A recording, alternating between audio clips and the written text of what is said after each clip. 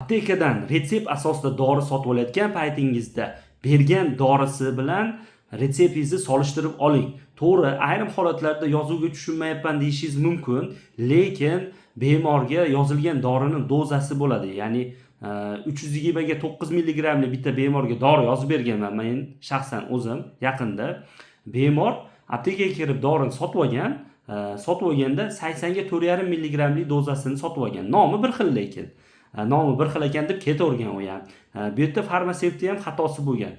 Dorini retseptda milligram ko'rsatilgandan keyin to'g'ri dozani berish kerak. Dori bir xil bo'lsa, mana shu bir xil bitta dori deb bemorga berib yubormash kerak.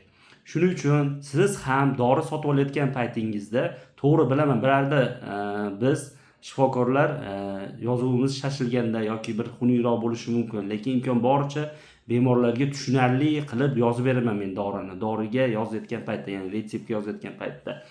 Shuning uchun хотя бы ko'rganingizda dozasi yoziladi sonda. Masalan, 320 ga 9 doza yozib berganman bemorga dori, lekin u 80 ga 4,5 olgan. Bemorda yaxshi o'zgarish bo'lmagan. Shuning uchun sizda ham shunaqa holat bo'lmasligi uchun aptekaga kirganingizda yaxshilab ko'rib dorini oling. Men farmatsevtlarga bir e'tirozim yoki boshqa narsam yo'q. Imkon boricha to'g'ri dozadagi dorini bering. Nomi bir xil ekan deb bu berib yuborish kerak emas.